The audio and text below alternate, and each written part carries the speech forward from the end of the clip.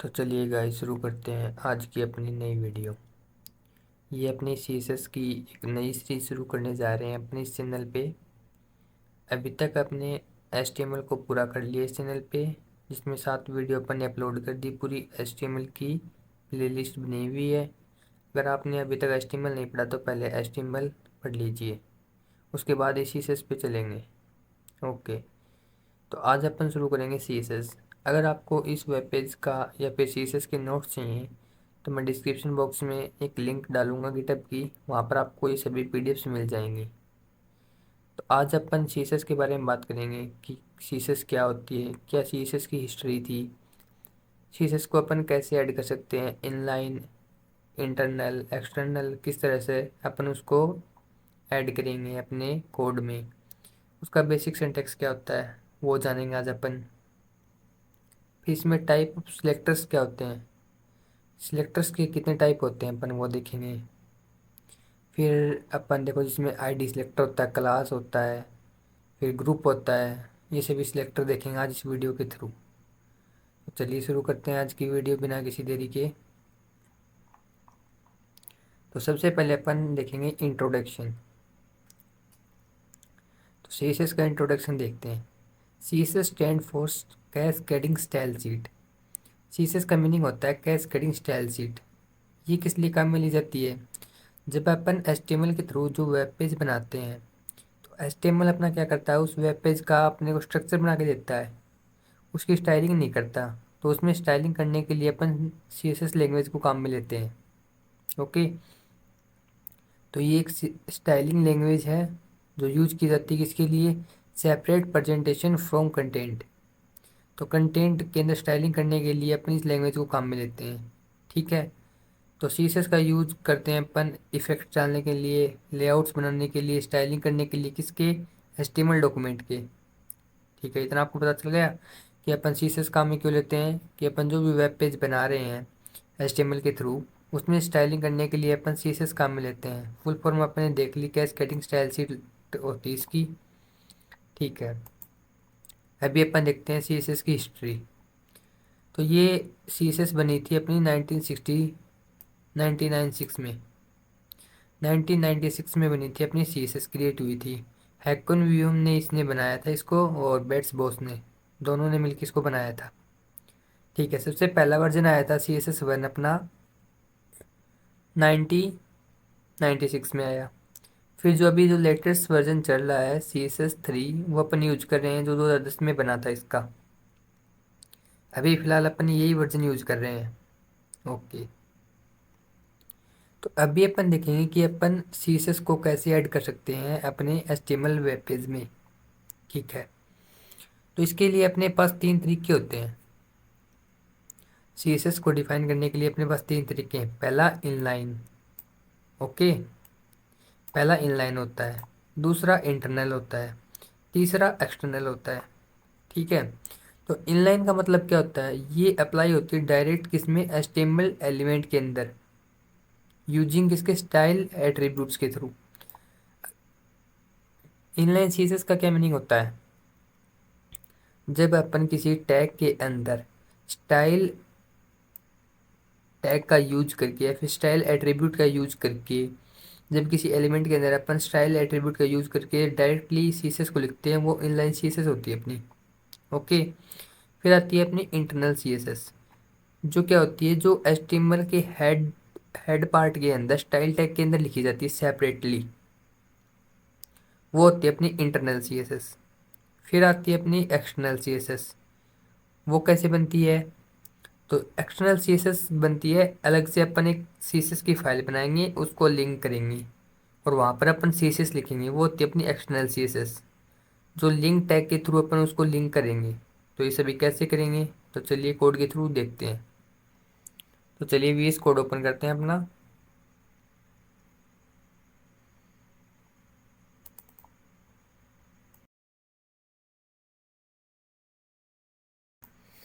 तो चलिए अभी अपन देखते हैं VS कोड पे। सबसे पहले अपन ने एक प्रोजेक्ट बनाया हुआ है, ये अपना फोल्डर है web-dev1 नाम का। ठीक है, तो web-dev1 के अंदर अपन सबसे पहले एक HTML फाइल बना लेते हैं। तो अपन बनाते हैं fast डॉट HTML। ठीक है, इसको थोड़ा सा जूम कर देते हैं। ठीक है, अभी अपन क्या करेंगे, इसके अंदर अपन CSS को इंक्लूड करेंगे। तो इसके लिए पहले बॉयलर प्लेट कोड को जनरेट कर लेते हैं। ठीक है, इसका टाइटल अपन चेंज कर देते हैं यहाँ से, टाइटल टैग के अंदर से CSS इंट्रो। ठीक है, ये अपन ने कर दिया। ठीक है, अगर आपने अभी तक HTML की वीडियो नहीं देखी तो आप वो देख लेना पहले, तो आपको समझ में आ जाएगा सभी। तो सबसे पहले अपन एक हेडिंग लेते हैं। हेडिंग के अंदर लिखा अपन ने CSS इंट्रो।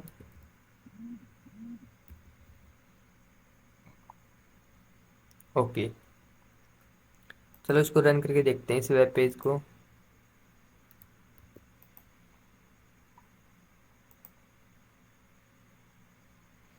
तो ये देखो, ये अपना आउटपुट आ गया, CSS इंट्रो। ठीक है, तो अभी अपन देखो इसका, इस अपना जो आउटपुट आया अभी, ये देखो अभी तो ये क्या आ रहा है, बाय डिफ़ॉल्ट ब्लैक कलर में आ रहा है। ठीक है, अपन इसके अंदर स्टाइलिंग ऐड कर सकते हैं। अभी अपन ने पढ़ा, इसके अंदर अपन 3 तरीके से स्टाइलिंग ऐड करेंगे। पहला internal, inline, external.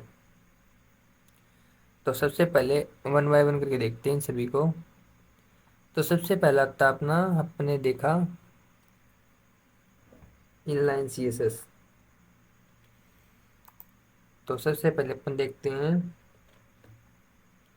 Inline CSS को पढ़ेंगे। सबसे पहले नोट्स में चलते हैं अपन। इनलाइन CSS अपन ने देखा कि स्टाइल टैग बनाएंगे अपन एक एट्रीब्यूट के थ्रू, उसी के अंदर अपन उसको काम मिलेंगे। तो चलिए कैसे करेंगे। जैसे इस हेडिंग की अपने को स्टाइलिंग करनी है, तो अपन कैसे करेंगे इनलाइन के अंदर। तो सबसे पहले अपन काम में लेंगे style attribute. Style attribute tag काम में लिया। इसके अंदर आप कोई भी स्टाइलिंग दे सकते हो उसको। जैसे अपन उसका कलर चेंज करना चाहें, ब्लैक आ रहा था, अपन चाहें उसका ब्राउन हो जाए कलर। ओके, फाइल को सेव किया, आउटपुट देखते हैं क्या आ रहा है। ये देखो, ये अपना आउटपुट आ गया। तो ये तो अपनी क्या थी, इनलाइन CSS, जिसके अंदर अपन स्टाइल एट्रीब्यूट का यूज़ करके उसमें कुछ प्रॉपर्टी डाल देंगे CSS की। तो वो क्या हो गया अपनी इनलाइन CSS। फिर अपने सेकंड बात की इंटरनल CSS। इंटरनल CSS क्या होती है, अपन इस CSS को यहाँ पर ना रख के अपन हेड पार्ट के अंदर एक स्टाइल टैग को ओपन कर लेते हैं। उसके अंदर अपन सारी CSS लिखेंगे। जैसे भी अपने को H1 की स्टाइलिंग करनी है, तो अपन लिखेंगे कि H1 कर्ली ब्रेकेस, यानी H1 के अंदर जो भी स्टाइल आपको करनी है वो लिख दो। जैसे मेरे को कलर देना है H1 में, जैसे अपन देना चाहते हैं कि H1 को कलर हो जाए ऐसा कुछ। ठीक है, कैडेट ब्लू अपना कलर हो जाए H1 का। चलो देखते हैं आउटपुट। देखो काम कर रहा है, यानी अपन ने इनलाइन CSS देख ली। इंटरनल CSS अभी अपन देख रहे हैं। इंटरनल CSS में आपको क्या करना है, सिंपली आपको स्टाइल एट्रीब्यूट काम में लेना है इसके अंदर, जिसके अंदर आप क्या करोगे, जिसको भी आप डिफाइन करना चाहते हो वो यहाँ पर लिखो। जैसे H1 को अपन ने को स्टाइलिंग देनी है, तो अपन H1 लिखेंगे, कर्ली ब्रेकेट ऑन किया, कलर दे दिया उसके अंदर। ठीक है, आप और भी प्रॉपर्टी दे सकते हो उसकी, फ़ॉन्ट साइज, ये सभी अपन आगे देखेंगे। अभी तक आप ये देख लीजिए कैसे ऐड करते हैं अपन CSS को।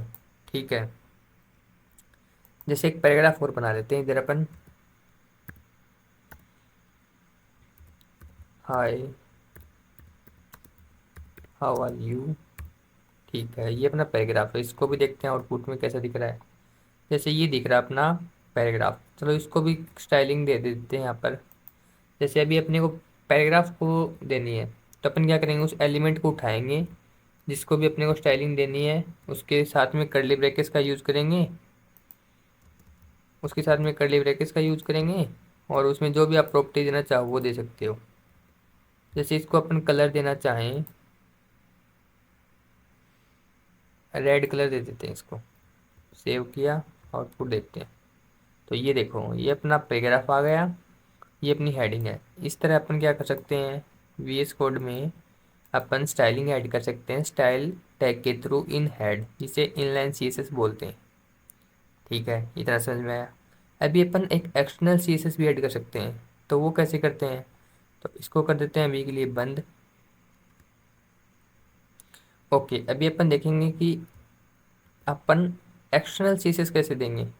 तो उसके लिए आपको एक CSS की फाइल बनानी पड़ेगी पहले, उसके थ्रू ही आप इसमें CSS डाल सकते हो। तो अपन क्या करते हैं, यहाँ पर चलते हैं फाइल में, अपन एक CSS की फाइल बना लेते हैं। तो जैसे HTML की फाइल बनती है ना, fast.html बनी है अपनी, या फिर जो भी आप नाम देना चाहो, आपने .html एक्सटेंशन यूज किया है उसके लिए, तो ऐसे ही CSS के लिए होता है .css। तो जैसे अपन fast.css बनाया अपन ने, ठीक है, ये अपनी CSS की फाइल हो गई ओपन। साइड बार को बंद करते हैं, अभी इसको करते हैं लिंक। तो लिंक कहाँ से होता है, हेड के अंदर होता है लिंक, तो आप इसको लिंक कर सकते हो। ठीक है, तो लिंक कैसे करते हैं, तो अपन जैसे आप हेड पार्ट में आओगे, हेड के अंदर आप टाइप करना लिंक, तो आपको मिलेगा लिंक CSS नाम से। जैसे आप उस पर क्लिक करोगे तो आपके पास कुछ ऐसा लिख के आ जाएगा। तो आप क्या करना, यहाँ से जो स्टाइल दिखा रहा है ना, इसको जूम आउट कर देते हैं, और जो ये स्टाइल दिखा रहा है इसको आप डिलीट करना, और जो भी आपका CSS का नाम है वो रख देना। जैसे अपना क्या नाम है, fast.css, आपको सजेशन में मिल जाएगा, आप लिख भी सकते हो, टाइप भी कर सकते हो। तो अपने ये CSS, तो अपन इसको कर देते हैं यहाँ से ऐड। तो अभी अपनी CSS क्या हो गई, लिंक हो गई। ठीक है, अभी अपन इन एलिमेंट के ऊपर CSS लगाएंगे, किसके अंदर, एक्सटर्नल CSS जो फाइल बनाई है उसके अंदर। यानी इनकी CSS को अपन अलग से डिफाइन करेंगे, किसके अंदर, अपनी जो CSS एक्सटर्नल फाइल बनाई है उसके अंदर। तो चलिए अभी इसका आउटपुट देख लेते हैं पहले क्या आ रहा है अभी। तो अभी देखो इस पर कोई भी CSS अप्लाई नहीं हो रही, क्योंकि ब्लैक कलर में आ रहा, ब्लैक कलर बाय डिफ़ॉल्ट आएगा। ठीक है, तो चलिए इन पर CSS अप्लाई करते हैं पहले। तो सबसे पहले अपन H1 हेडिंग पर करते हैं। तो इसमें एक तरीका होता है, तो जिस पे भी आपको अप्लाई करनी है उसके लिए आपको लिखना पड़ेगा वो एलिमेंट। जैसे अपने को H1 पे करनी है तो आप लिखना H1, उसके बाद में आपको कर्ली ब्रेकेस लगाने हैं दो, इंटर किया, ओपन किया कर्ली ब्रेकेस को। ठीक है, उसके अंदर आप जो भी CSS डिफाइन करोगे वो अप्लाई हो जाएगी। जैसे अपन करते हैं अभी के लिए कलर, कलर कर देते हैं उसका, ये कर दिया अपन ने। ठीक है, साथ में अपन उसको बैकग्राउंड कलर भी दे देते हैं, ब्लैक कलर दे देते हैं बैकग्राउंड कलर में, अपन बैकग्राउंड कलर दे दिया ब्लैक। ओके, साथ में अपन पैराग्राफ को भी स्टाइलिंग दे देते हैं। तो जिस भी एलिमेंट को आपको स्टाइलिंग ऐड करनी है वो एलिमेंट लिखो, उसके साथ में कर्ली ब्रैकेट्स लगाओ, साथ में उसमें जो भी आप प्रॉपर्टी देना चाहो वो कर्ली ब्रैकेट्स के अंदर दे दो, कोई दिक्कत नहीं है, वो अप्लाई हो जाएगी CSS उनके ऊपर। ठीक है, तो जैसे अपन इन्हीं को कर लेते हैं कॉपी, इन दोनों CSS को, ये दो प्रॉपर्टी कॉपी की, इसमें की कॉपी, यहाँ से इनकी वैल्यू चेंज कर देते हैं, इसको कर देते हैं ब्लू, और ये कर देते हैं स्लाइड स्काई। चलो इनका देखते हैं आउटपुट अभी। तो ये देखो, अपन ने इसमें बैकग्राउंड कलर ब्लैक दिया था, कलर इसका दिया ये ऑरेंज टाइप का, इसमें अपन ने बैकग्राउंड कलर दिया लाइट स्काई, और बुक का कलर दिया ब्लू। तो ये अपनी CSS अप्लाई हो चुकी है अभी। तो अपन ने क्या किया, बस सिंपली अपन ने एक CSS फाइल बनाई, उसको यहाँ से लिंक टैग के थ्रू अपन ने उसको ऐड कर दिया। अपन ने CSS की फाइल ओपन की, उसके अंदर अपन ने जिस भी टैग को आपको CSS अप्लाई करनी है, जैसे अपन ने H1 बनाया हुआ है, P बनाया हुआ है, जो भी आपने बनाया हुआ है उसके ऊपर आप CSS लगा सकते हो इजीली। तो अपन ने H1 पे लगाया, फिर अपने पैराग्राफ पे लगाया, इस तरह आप इनके ऊपर CSS अप्लाई कर सकते हो। तो चलिए नोट्स पे चलते हैं, अभी नेक्स्ट टॉपिक देखते हैं अपना। तो अपन ने 3 तरीके देख लिए CSS अप्लाई करने के। फर्स्ट इनलाइन, जिसमें स्टाइल टैग लगाएंगे अपन, स्टाइल एट्रीब्यूट काम में लेंगे, एलिमेंट के अंदर लिखेंगे। ये अपन ने एक एग्जांपल दिया हुआ मैंने, देख सकते हो आप यहाँ पर। ठीक है, फिर अपन ने इंटरनल ऐड करके देखी, हेड के अंदर अपन ने स्टाइल टैग के अंदर यूज की। ठीक है, फिर अपन ने यूज की एक्सटर्नल CSS। ठीक है, अपन ने एक फाइल बनाई, फाइल को लिंक किया यहाँ से, और उस फाइल का नाम लिखा, लिंक हो जाएगी। उस फाइल में आप जो भी डिफाइन करोगे वो ऑटोमेटिक वहाँ से कनेक्ट हो जाएगी। ठीक है, तो बेसिक सिंटैक्स देखते हैं CSS लिखने का। तो इसमें दो तरीके होते हैं, तो होता है सिलेक्टर, एक होता है डिक्लेरेशन बॉक्स। ठीक है, तो दो चीज़ होती हैं इसमें। तो पहला था सिलेक्टर, आपको वो सिलेक्टर उठाना पड़ेगा जिसके ऊपर आप CSS लगा रहे हो। तो जैसे अपन ने देखा कि अपन H1 पे लगा रहे थे अभी, तो अपन ने देखो ये रहा, दिखाता हूँ आपको। जैसे H1 पे लगा रहे हैं तो अपना क्या हो गया, सिलेक्टर हो गया। तो अपन इसको कर लिया सेलेक्ट, तो इसको अपने सेलेक्ट किया। ठीक है, उसके बाद में जो सेकंड पार्ट था उसका डिक्लेरेशन बॉक्स। तो डिक्लेरेशन बॉक्स जो आपने करली ब्रेकेट्स लगाए थे ना, उसके अंदर जो भी प्रॉपर्टी डाली थी या वैल्यू डाली थी, वो होता है डिक्लेरेशन बॉक्स। तो इसका दो होते हैं इसके रूल मान सकते हैं अपन। पहला सिलेक्टर आएगा, फिर उसका कर्ली ब्रेकेट्स लगा के डिक्लेरेशन बॉक्स आएगा जिसके अंदर अपन उस वैल्यू को रखेंगे, उस एलिमेंट से रिलेटेड। ठीक है, इस और एक चीज़ और ये ध्यान रखना, अगर आप CSS में कोई कमेंट ऐड करना चाहते हो तो आप वो कैसे करोगे। तो आपको लिखना ओनली, क्या लिख के लिखोगे, कंट्रोल प्लस में स्लैश। जैसे ही लिखोगे आपके पास एक कमेंट की लाइन आ जाएगी जो कभी एग्जीक्यूट नहीं होती, वो आपकी अंडरस्टैंडिंग के लिए बनाई जाती है।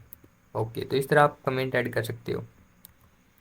ठीक है, फिर अपन चलते हैं, कितने प्रकार के सिलेक्टर होते हैं अपने पास। तो पहला होता है अपना एलिमेंट सिलेक्टर, जो भी अपन ने देखा कि अपन डायरेक्ट क्या करते हैं, किसी HTML टैग को डायरेक्ट एक्सेस कर सकते हैं। जैसे अपने किया अभी H1 को किया, P को किया। ठीक है, फिर आता है अपना क्लास सिलेक्टर। इसमें अपन क्या करते हैं कि इसमें अपन एक किसी एलिमेंट को एक प्रॉपर क्लास देते हैं और उसके थ्रू अपन उसको एक्सेस करते हैं। ठीक है, फिर दूसरा आता है अपना आईडी सिलेक्टर। आईडी सिलेक्टर क्या होता है वो भी देखेंगे। क्लास सिलेक्टर क्या होता है, दोनों में डिफरेंस क्या होता है।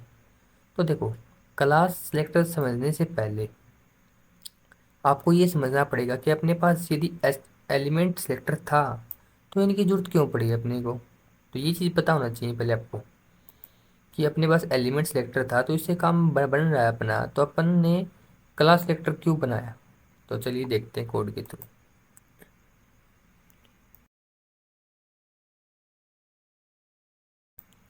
तो देखो, अगर अभी क्या कर रहे हैं अपन, H1 पे अपन ने CSS सप्लाई की, हो रही है, कोई दिक्कत नहीं है। अगर मान लीजिए अपना ये एलिमेंट सिलेक्टर अपन काम में ले रहे हैं, अगर अपने को कहीं पर पूरे वेब पेज में दोबारा H1 काम में लेनी पड़ी, तो वो सेम प्रॉपर्टी अप्लाई करेगा जो अपन ने डिफाइन कर रखी है उसी पे भी। जैसे आपने एक हेडिंग बना दी H1 नाम की, ये CSS इंट्रो।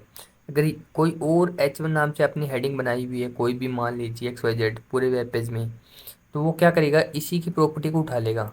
जो आपने ये डिफाइन किया ना, इसका कलर, उसका भी कलर ये जाएगा, बैकग्राउंड कलर ये जाएगा, उसकी फ़ॉन्ट साइज भी वही जाएगी, उसकी स्टाइलिंग भी वही जाएगी, उसका फ़ॉन्ट वेट भी सेम जाएगा। यानी इसकी जो भी प्रॉपर्टी है H1 की, वो सभी जगह अप्लाई हो जाएंगी। तो ये तो दिक्कत थी। अगर मान लीजिए आपने एक H1 बनाई, फिर आप समय एक और H1 बनाता हूँ कहीं और वेब पेज में बनाई है, मान लीजिए आपने क्या बनाई है, CSS एंड। ओके, आप चाहते हो कि मैं इसका कलर रेड रखना चाहूँ और इसका रखना चाहूँ जो है वो दे रखा आपने ऑरेंज। तो आप अगर H1 पे लगाओगे तो वो क्या करेगा, दोनों पे सेम प्रॉपर्टी को अप्लाई कर देगा। और आपको CSS एंड के अंदर अपने को और कोई प्रॉपर्टी लगानी है, जैसे कलर चेंज करना उसका, तो वो कैसे करेंगे। तो इसी कारण आया था अपना क्लास सिलेक्टर और अपनी आईडी सिलेक्टर आया था। ठीक है, तो क्लास सिलेक्टर कैसे अपन लगाएंगे और कैसे काम करता है वो देखते हैं, चलिए। तो क्लास सिलेक्टर लगाने के लिए आपको सिंपली कुछ नहीं करना, आपको एड जो भी आपका एलिमेंट है उसको आप एक क्लास दे दीजिए, जिसके कारण उस क्लास से वो डिफाइन करेंगे अपन उसको। अगर अपन जब भी कुछ भी उस पर प्रॉपर्टी लगानी होगी तो अपन उस क्लास नेम को एक्सेस करेंगे और उस पर प्रॉपर्टी लगा देंगे इजीली। ठीक है, तो चलिए, जैसे अपन पहले वाले H1 हेडिंग को एक क्लास देते हैं, तो आपको क्या करना है, उस हेडिंग के अंदर की साइड में आपको जैसे एट्रीब्यूट लगाते हैं ना, वैसे आपको क्लास टाइप करना है। तो आपके पास सजेशन आ जाएगा क्लास। तो ये जैसे क्लास लगाया आपने, तो इस क्लास का आप कुछ भी नाम दे दीजिए। जैसे अपन ने दे दिया हेड 1, तो इस क्लास का नाम दे दिया अपन ने हेड 1, और दूसरी को दे देते हैं अपन हेड 2। ये अपनी दो हेडिंग है, इसको क्लास में दे देना। दूसरी के लिए अपन ने क्लास बनाई, उसको अपन दे देते हैं, क्लास का क्या नाम दे दिया अपन ने, क्लास 2। तो अपन ने दो क्लास बना ली जिसका नाम रख दिया क्लास 1 क्लास 2। इसका तो रख देते हैं, इसका भी क्लास 2 रख देते हैं।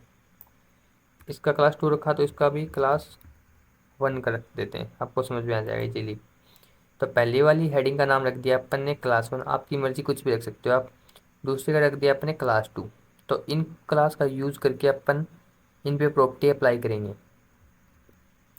अब देखिए, अगर अपन ने को H1 को कुछ भी प्रॉपर्टी प्रोवाइड करनी है तो अपन क्लास 1 को प्रॉपर्टी अप्लाई करेंगे क्लास 1 पर, वो H1 के अंदर अप्लाई कर देगा।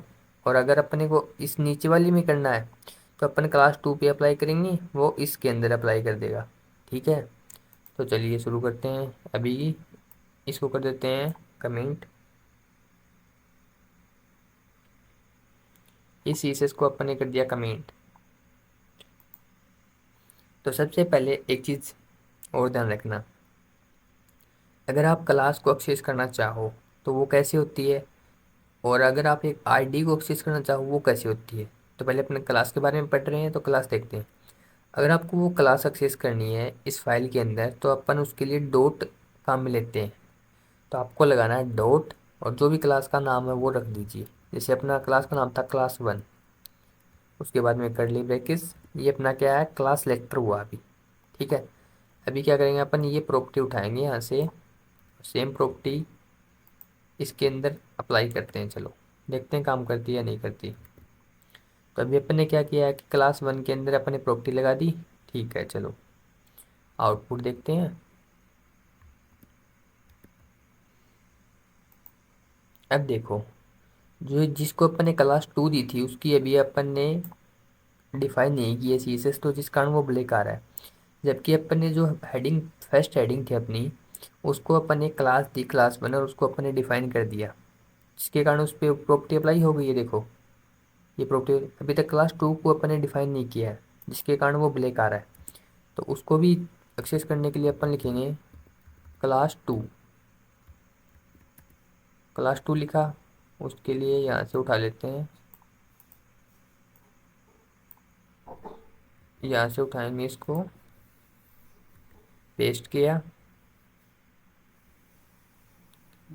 इसको कर देते हैं ब्लू से, ये कर देते हैं। ठीक है, इसका कलर कर देते हैं थोड़ा सा लाइट स्काई। ओके, सेव किया। अभी देखते हैं काम करता है नहीं करता। अभी देखो दोनों पे काम कर रहा है।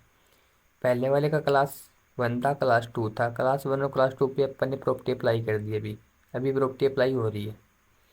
तो आप ये आपको समझ में आएगा क्लास अपन को क्यों बनानी पड़ती है। अगर अपने पास एक से ज़्यादा कोई भी सेम प्रॉपर्टी है, सेम एलिमेंट है, और उन पे सी एस एस अप्लाई करनी है तो उन पे सेम ही सी एस एस अप्लाई होगी। तो उनको डिफरेंस करने के लिए अपन उसमें क्लास दे देते हैं। तो इसी तरह आप आईडी भी दे सकते हो। तो आईडी कैसे देते हैं, चलो वो देख लेते हैं। तो इसको कर देते हैं अभी के लिए डिलीट, क्लास कर दिया अपन डिलीट। अब देखते हैं कि आईडी कैसे दी जाती है। तो आपको सिंपली आईडी टाइप करना, आईडी के अंदर जो भी आप आईडी देना चाहो वो रख दो, जैसे ID 1। एक चीज़ ध्यान रखना, मैं आपको सजेस्ट करता हूँ कि जो भी आप आईडी या क्लास नेम दो वो एक प्रॉपर नाम देना, जिससे आपको पता चले कि कल को कोई और भी आपके कोड को पढ़े तो उसको पता चल सके कि आपने किस चीज़ के लिए क्या सीएसएस लगाई है। जैसे हेडिंग के लिए आपने नाम दे दिया कि ABCD कुछ भी, तो काम तो कर जाएगा। बट आपको ही अगर मान लीजिए कभी उसमें चेंजमेंट करना है या किसी और को आपको कोड भेजना है तो वो अगला कभी आपका कोड नहीं समझ पाएगा। तो इसीलिए आपको उस कोड में एक प्रॉपर CSS के बनाओ, तो उसमें प्रॉपर क्लास नेम रखना। अभी तो अपन एग्जाम्पल के लिए देख रहे हैं, बट आप एकदम प्रॉपर नेम रखना। जैसे अपन बनाते हैं इसका ID 2। तो आईडी कैसे सिलेक्ट होती है, सेव करते हैं। जैसे वो अपनी क्लास बनाई थी, तो आईडी को सिलेक्ट करने के लिए क्या होता है, अपने पास हैशटैग लगाते हैं अपन, हैशटैग और आईडी का नेम ले दीजिए, जैसे ID 1। इसको भी डिलीट कर देते हैं यहाँ से, अपन लिखते हैं ID 2। इससे पहले अपन लगा देते हैं हैशटैग। तो जब भी आपको आईडी को एक्सेस करना हो तो आपको हैशटैग काम में लेना पड़ेगा, और अपने को क्लास लेनी है तो डॉट काम में लेना पड़ेगा। तो सेव करते हैं, चेक करते हैं क्या प्रॉपर्टी अप्लाई हो रही है। तो देखो दोनों चीज़ काम कर रही है इजीली।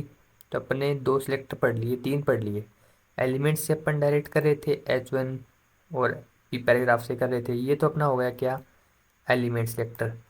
ये अपना हो गया आईडी सिलेक्टर। आईडी से अपन कैसे कर रहे हैं, इससे पहले अपन ने क्लास सिलेक्टर देखा था। तो अपने 3 सिलेक्टर पढ़ लिए। उसके बाद में आता है अपना ग्रुप सिलेक्टर। इसके अंदर आप एक से ज़्यादा एलिमेंट्स पे सेम चीज़ अप्लाई करना चाहते हो। जैसे आपके पास 4 हेडिंग है, H1 H2 H3, जितनी भी मल्टीपल्स पैराग्राफ हैं, आप उनमें सेम प्रॉपर्टी देना चाहो तो आप वो इजीली दे सकते हो। जैसे आपके पास क्या है, 3 है H1 बनाई हुई है यहाँ पर, मान लीजिए मैंने कोई, उसकी सीसेस कैसे लिखेंगे। अगर आपको ग्रुप सिलेक्टर लगाना हो तो कैसे लगाएंगे, H1 H2 H3 पैराग्राफ, जो भी आपके पास एलिमेंट है सेम प्रॉपर्टी देना चाहो, फिर कर्ली ब्रैकेट्स, जो भी प्रॉपर्टी देना चाहो वो यहाँ पर लिख देना और यहाँ पर वो लगा देना। तो यह होता है आपका ग्रुप सिलेक्टर, ऐसे काम करता है। फिर होता है आपका डिसेंडेंट सिलेक्टर। वो क्या होता है, ये होता है जब आप किसी पेरेंट क्लास के अंदर कोई और एलिमेंट है उसके ऊपर आपको प्रॉपर्टी लगानी है, तो वो होता है डिसेंट सिलेक्टर। तो अभी मैंने आपको डिव नहीं पढ़ाया है, तो डिव आगे नेक्स्ट वीडियो में देखेंगे। तो अभी आपको समझ में नहीं आएगा, तो अपन डिसेंट सिलेक्टर नेक्स्ट वीडियो में देख लेंगे। तो इसको अभी के लिए एक बार पॉज कर देते हैं यहीं पर।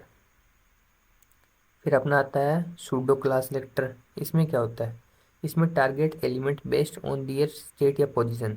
इस पे अपन अगर किसी भी एलिमेंट की स्टेट या पोजीशन पर कोई सीसेस लगानी होती है तो उसे सूडो क्लास काम में लेते हैं।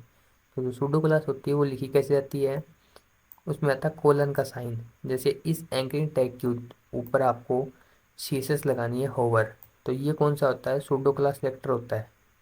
तो इसकी तरह अपन उसकी डिफ़ाइन कर सकते हैं। तो इसको भी अपन डिफ़ाइन करेंगे। जैसे मैं आपको सूडो क्लास का एक एग्जांपल बना के दिखाता हूँ। तो होवर का मीनिंग क्या होता है, जैसे मान लीजिए ये अपनी हेडिंग है, या फिर अपन एक बटन बना लेते हैं।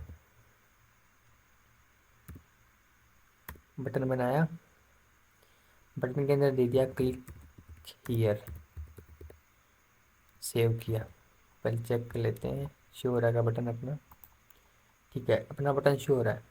तो अभी इसके ऊपर अपन होवर या फिर सूडो क्लास कैसे अप्लाई करते हैं इस बटन के ऊपर, चलिए वो देखते हैं। तो इस बटन के ऊपर सूडो क्लास एक्सेस करते हैं। तो अपन लिखेंगे button colon sign hover. Hover लगाया।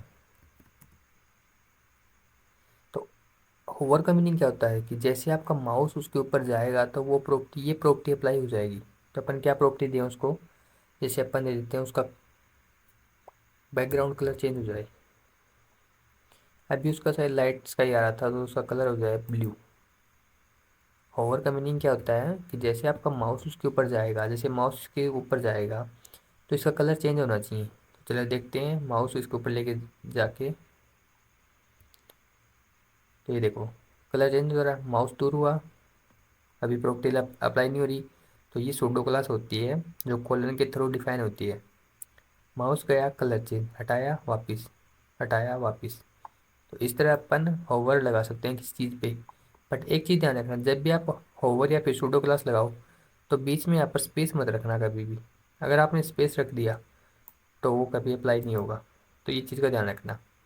तो आज अपन ने कुछ सिलेक्टर पढ़े कि कौन कौन से सिलेक्टर होते हैं, कैसे काम करते हैं, कैसे सी एस एस डिफाइन होती है, कैसे सी एस एस काम करती है अपनी, क्या सी एस एस का सिंटेक्स होता है, कैसे अपन उसको ऐड करते हैं कोड के अंदर, क्या इसकी हिस्ट्री थी, ये कब बनी थी, पहला वर्जन कौन सा आया।